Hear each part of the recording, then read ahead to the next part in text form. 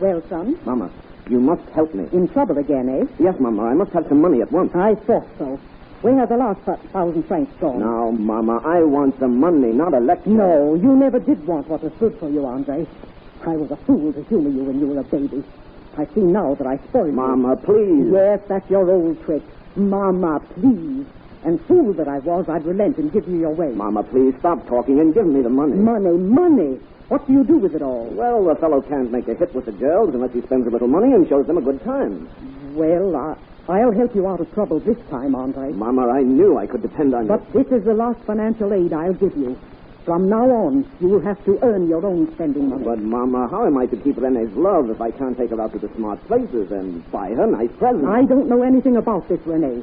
But let me give you a little advice. Purchased love can bring you nothing but trouble.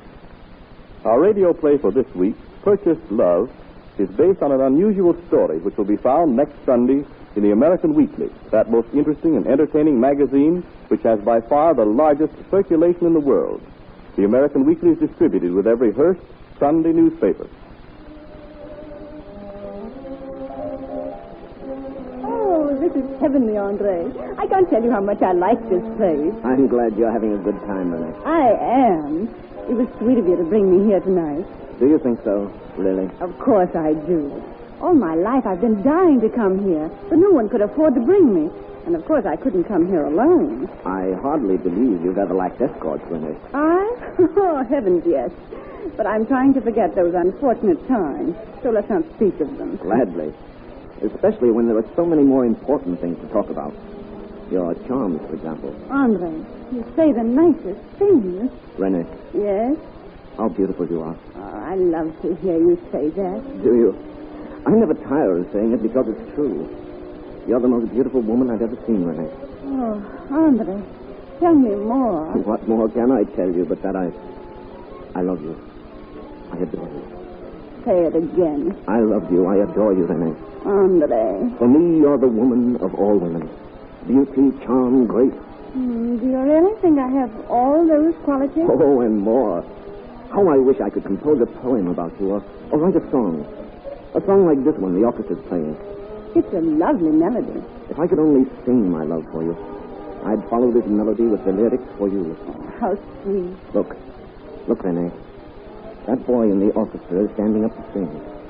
Now pretend as I hold your hand that it is I singing to you. Listen to him. You're on my mind, sweetheart.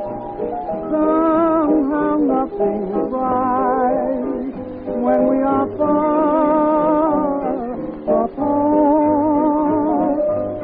Waking or sleeping and dreaming of you. Wondering if ever you think of me too.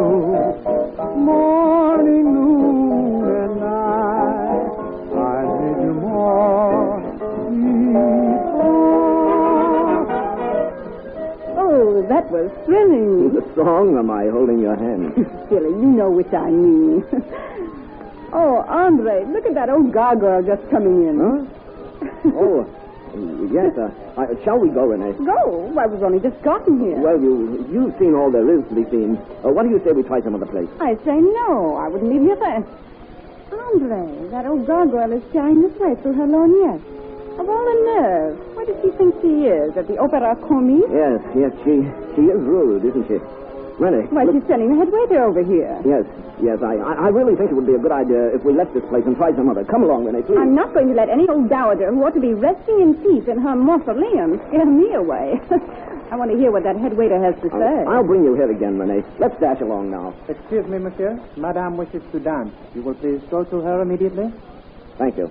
So, that's why you were in such a hurry to leave. You know that old woman. Yes, Renee. I know her. And I'm afraid I shall have to dance with her. Will you excuse me for a few moments? Just because an old crow says she wants you to dance with her, you dash away and leave me alone. Renee, you don't understand. I certainly don't. After all you've just finished saying to me, how much you love me, how much you adore I me. do, Renee, I do, believe me. It sounds like it. If you leave me now, you needn't come back. Renee. I mean it. Renee, please listen to me. It isn't as if I wanted to dance with the old lady. I have no choice. I must dance with her. Must? Why? Because it's the pay I receive from her that makes it possible for me to bring you to places like this. You are her gigolo. How else do you think I could have given you jewels and furs? I'm sorry this has happened, Renee. I didn't dream she'd come here tonight. Evidently not. Renee, please, you mustn't be angry. It's for you that I turned gigolo. For me? My mother has refused to give me any more money, and I have no trade or profession by which I can earn it. Excuse me, monsieur, but Madame is becoming impatient at the delay. Yes, I can see her tiara shaking with rage from here. Go to her, Andre. You mustn't keep your patroness waiting. Garçon, call me a taxi. At once, mademoiselle. Renee, please don't take it like this. Oh, don't worry about me, Andre. I can go home by myself. You'd better hurry over there to the old hen. All right. But someday I'm going to wring the old hen's neck.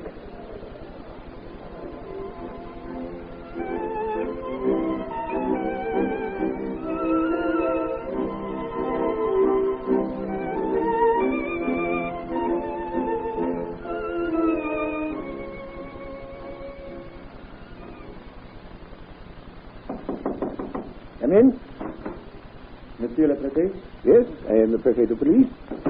Monsieur, I am Georges Vaudrey, member of the firm of Vaudrey, Bougier et Compagnie. Ah, yes. Won't you be seated? Take this chair. Thank you. So what do I owe the honor of this visit, Monsieur Vaudrey? I wish you to start an investigation for a missing person. Your wife? No, an old friend.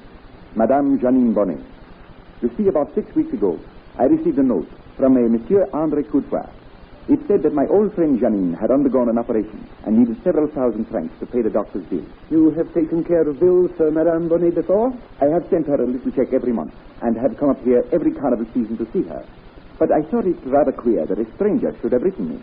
So I wrote to Janine and asked her if she really needed money, and also asked her to reply in her own handwriting. And you have not heard from her? That is right. Today, I came up to find out why I had not heard. The concierge at her apartment house informs me that she has been absent for several weeks, and that the Andre Courtois who wrote to me had been her gigolo. Did you talk to him? No. He too, monsieur, has disappeared. And I suspect that he can explain the absence of my old friend, Janine. You think that this Courtois has done away with her? Yes, I do. Have you any evidence? I got the concierge to open Janine's apartment. It had the appearance of a hasty departure. Everything was turned upside down and inside out. But that doesn't sound like evidence of murder, Monsieur Vaudrey. I had not finished, monsieur. In a locked bedroom, we found this. A rope, knotted in 3 places. With dark brownish spots on it. I would suggest you have them analyzed, monsieur. You may be sure I shall. Have you any other evidence as to Madame Bonnet's disappearance? Well, the concierge questioned the woman who lives on the same floor, and she said she saw this Andre Courtois carrying a heavy trunk from Madame Bonnet's apartment down to a taxi. Indeed. Well, we'll just pick up Andre Courtois and ask him a few questions.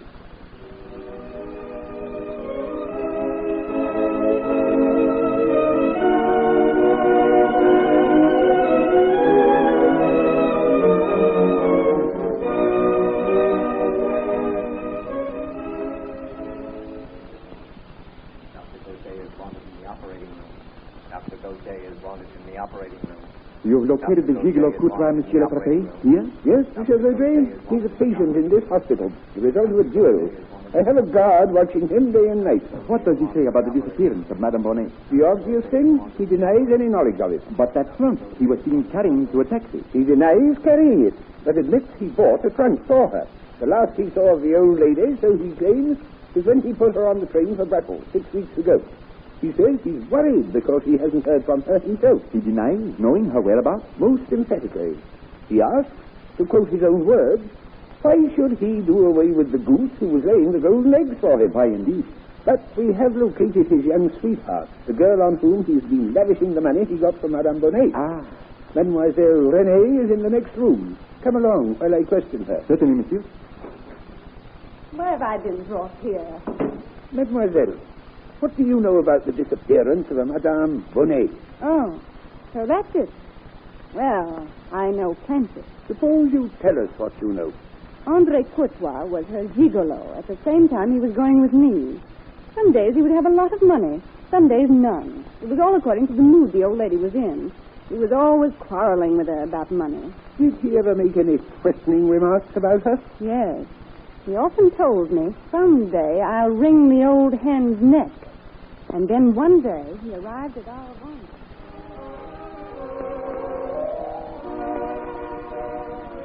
Here, Renee.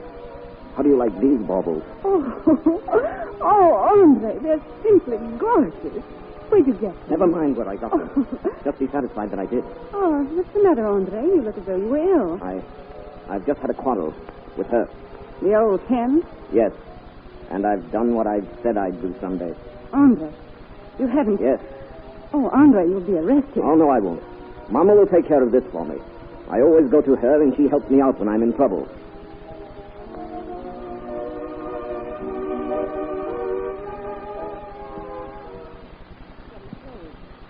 So I guess I was right in saying I know plenty about what happened to Madame Bonnet. Yes, but what do you know about a trunk that your sweetheart Andre bought? Oh, that. Why, he said he buried it under a fig tree in his mother's garden. I see, Mademoiselle Renee. Thank you. May I go now? No, Mademoiselle. We shall have to hold you as a material witness until after the trial. Come, Monsieur Vaudreuil. Very well, monsieur. Monsieur le Préfet, that trunk... Wait. That trunk is being investigated this very moment. I am expecting a call. Meantime, let's see what Courtois has to say about it. In here. Well, Courtois. Yes, sir. Your sweetheart, Renee, tells us that you confessed to the murder of Madame Bonnet when you gave the old lady's jewels to her. What have you to say for yourself? I'm not surprised to hear it. It's true, I did give Renee jewels and furs belonging to Madame Bonnet. They were given to me as security on a loan I once made her. Later, when Madame Bonnet repaid this loan and Renee had to give up the jewels, she was furious and swore she'd be revenged. But the girl says you confessed to burying a trunk under a fig tree in your mother's garden. Then might I suggest that you search for this trunk, Monsieur le Préfet? You may rest assured, monsieur, we are doing so. Come, Monsieur Vaudreuil. Monsieur le Préfet, which story are we to believe? That, Monsieur Vaudreuil, is hard to say. Gendarme. Oui, Monsieur le Préfet. Has a call come in for me? No, monsieur, not yet. We have one more angle to work on, Monsieur Vaudreuil. And that is? The mother. I had her brought in, too. She's in here.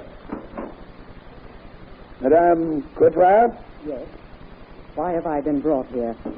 Madame, I believe that your son visited you about 6 weeks ago Yes.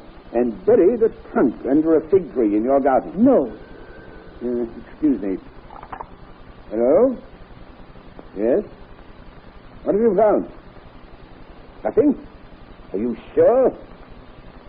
Very well. No, never mind. I'll call you. They did not find the trunk? No. What did I tell you?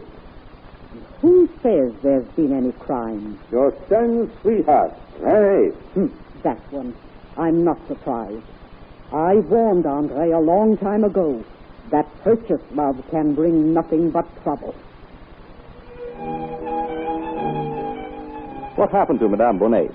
Is Renee's story of Andre's confession true, or was it prompted by revenge? Has Andre's mother succeeded in some mysterious way in removing evidence that Renee claimed was buried under the fig tree? What will be the verdict of the jury when this baffling case comes to trial? Read this amazing story next Sunday in the American Weekly, the magazine distributed with your Hearst Sunday newspaper from coast to coast. Then see if you can predict the outcome of this case. This is Wentworth announcing and turning the microphone over to your own announcer.